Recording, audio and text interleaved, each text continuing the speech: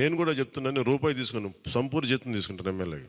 తర్వాత నేను ఇవ్వాల్సింది ఇచ్చేస్తాను, అది పెద్ద పట్టించుకుని. కానీ ఎందుకు తీసుకుంటానంటే, ఆంధ్రప్రదేశ్ ప్రజల సొమ్మును తింటున్నా ఆ బాధ్యత అనుక్షణం గుర్తు చేసుకోవడానికి. ప్రతి రూపాయికి రేపు పొద్దున నన్ను ప్రజలు చొక్కా పట్టుకుని నిలదీయాలి, అందుకని తీసుకుంటున్నాను. మీకు డబ్బులు ఇచ్చారా మా ట్యాక్స్ పెయిడ్ మనీతోటి, నువ్వు ఎందుకు పని చేయట్లేదు అని ప్రజలకు హక్కు ఉండాలట్టడానికి కోసం నేను డబ్బులు తీసుకుంటాను. ఆ ఎమ్మెల్యేగా జీతం తీసుకుంటాను. చాలా కాలం అనుకున్నాను, ఎప్పుడైనా భవిష్యత్తులో ఎప్పుడు ఎమ్మెల్యే అయితే తీసుకుంటానా లేదా అని అనుకున్నాను. నాకు రూపాయి జీతం తీసుకుంటానని అలా కాకుండా నేను సంపూర్ణ జీతం తీసుకున్నాను.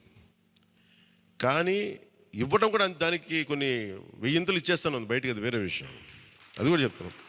కాకపోతే ఎందుకు జీతం అంటే మనం ఎందుకు తీసుకుంటాం అని నేను ఎందుకు చేస్తున్నాను అంటే, ఈ డబ్బు ప్రజల కష్టం నుంచి, రక్తం, చెమట, స్వేదం నుంచి వచ్చింది.